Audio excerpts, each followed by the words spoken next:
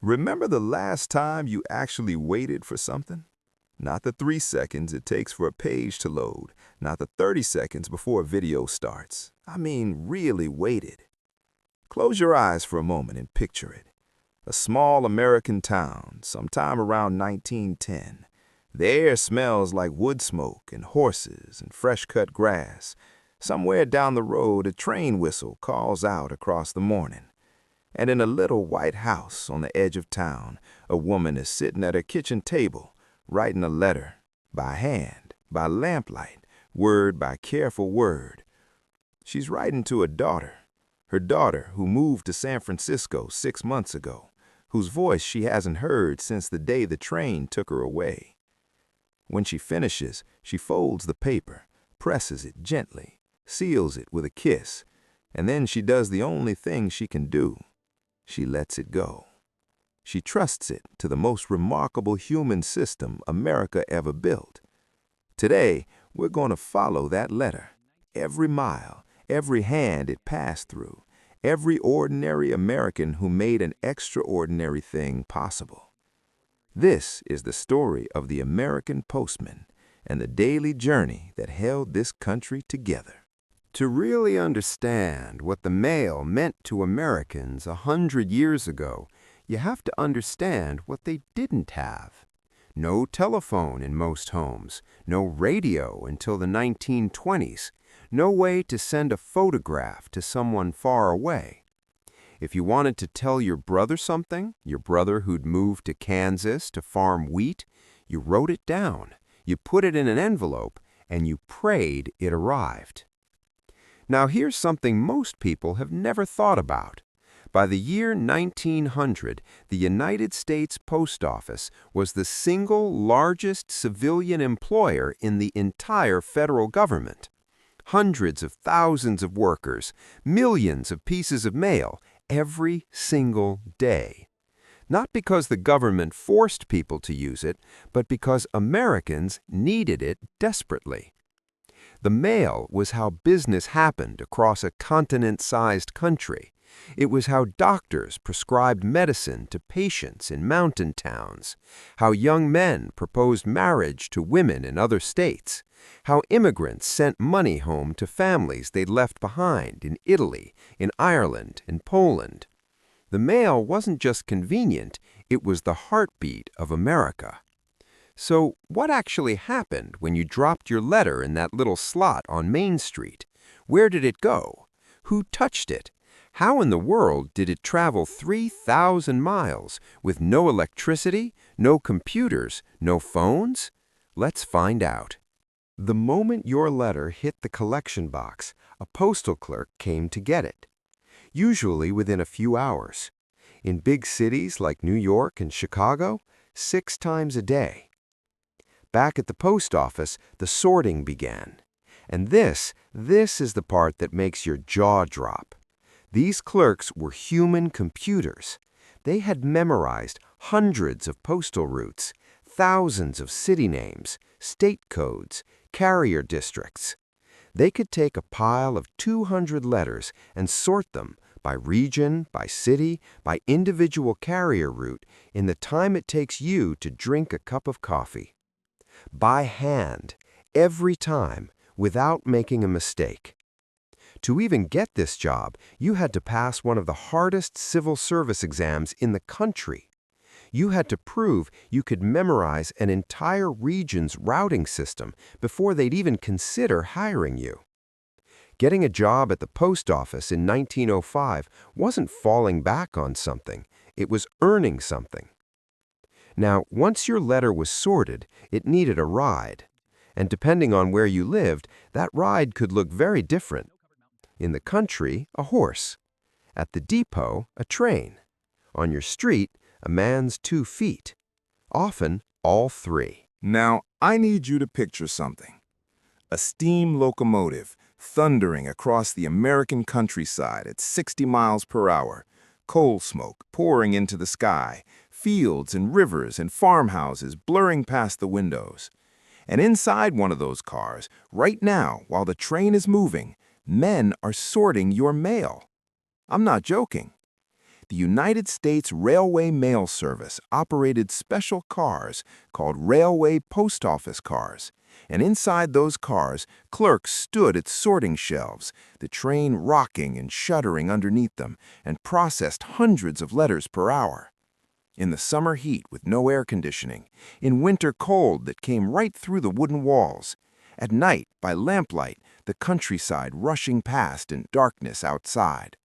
These men were called railway mail clerks, and they were elite. The best of them could sort 600 letters in a single hour without a single error.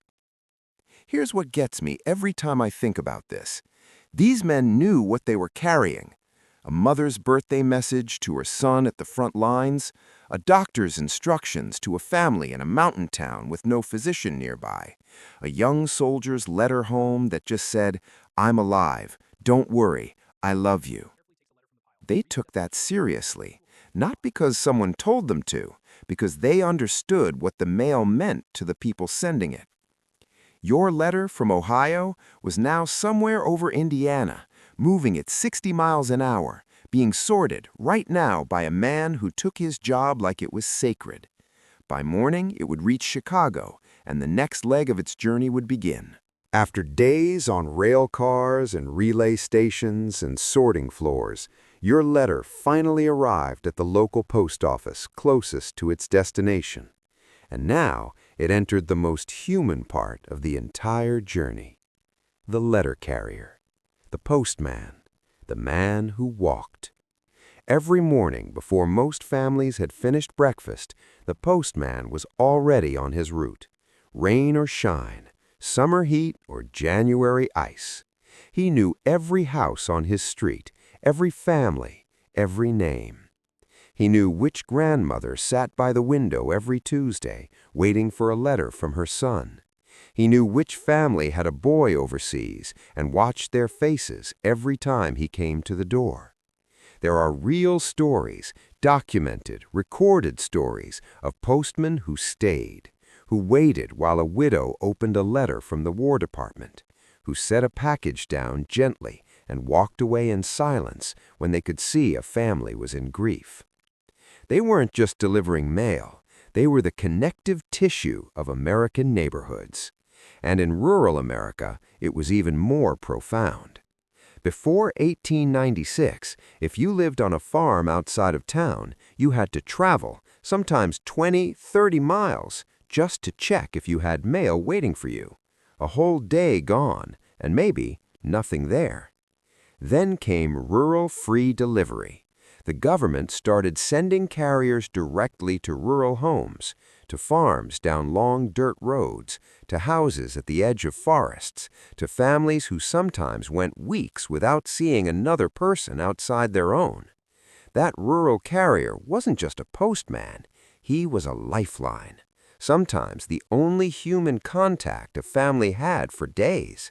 And he showed up every time, in the blizzard, in the flood, because someone was waiting. Let me tell you about the kinds of letters that traveled through this system, because these weren't just pieces of paper. They were lifelines. During World War I, over 30 million pieces of mail traveled between American soldiers in Europe and their families at home every single week. A soldier in the trenches of France, mud on his boots, rain on his face, would write home by candlelight. Just a few lines sometimes. "I'm well, do not worry, I think of you every hour." 3 weeks later, his mother in Georgia would hold those words to her chest and cry. Not from sadness, from relief. There were love letters, men who courted women entirely through the mail. A young man in Chicago writing to a girl he'd met once, just once, at a church social in Indiana. Letter by letter, over the course of a year, they fell in love. He proposed in a letter. She accepted in a letter. They married, had children, grew old together, because a postman walked faithfully down a street in Indiana every morning. And there were heartbreaking letters, too. Letters with black borders that families learned to recognize and dread. Letters that a postman carried to a door with a heavy heart, knowing what was inside. Sometimes he would stand at the door for a moment, just a moment, gathering himself, before he knocked. Every letter carried the full weight of human life, and the men and women of the Postal Service carried it, faithfully, humbly, every single day, without anyone ever really noticing. Let's step back for a moment and look at the full picture of what America built. By 1920, the Postal Service operated over 50,000 post offices across the United States. 50,000! Many in towns so small, most Americans have never heard of them. They had cracked the code of moving information, real, meaningful, personal information, across 3 million square miles of this country, with no computers, no satellites, no internet, no phones in most homes.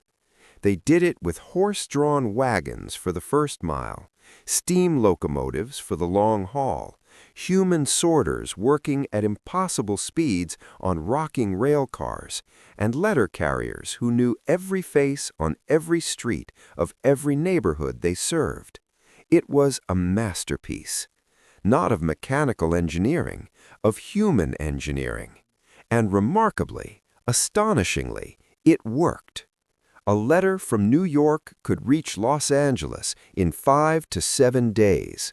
In 1910, with nothing but steam power and human dedication. Today, we send 2 trillion emails a year.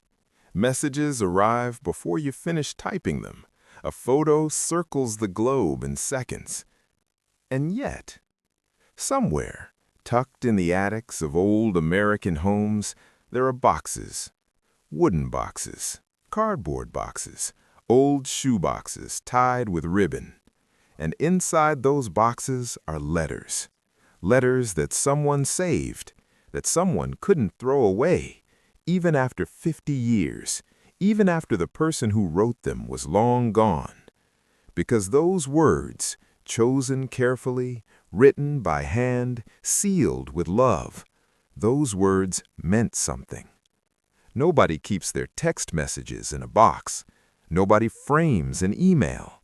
Nobody cries over a push notification. But that postman, that ordinary American man on his ordinary route on an ordinary winter morning, he was carrying someone's whole heart in that bag, and he knew it, and he showed up anyway, every single day. The next time you open your inbox and there's nothing there, think about the men who walked through blizzards to bring someone a letter, who sorted mail on a thundering train at midnight, who stood at a door in the cold with a heavy heart and knocked anyway. The routes are quiet now. The rail cars are gone. The horses have been still for 100 years. But somewhere in a shoebox, in someone's attic, in some small American town, the postman's journey is still alive. This has been Time Capsule America. If this story moved you the way it moved me, subscribe, share it with someone who remembers when letters were something sacred, and we'll see you next time when we open another piece of the past and bring it back to life.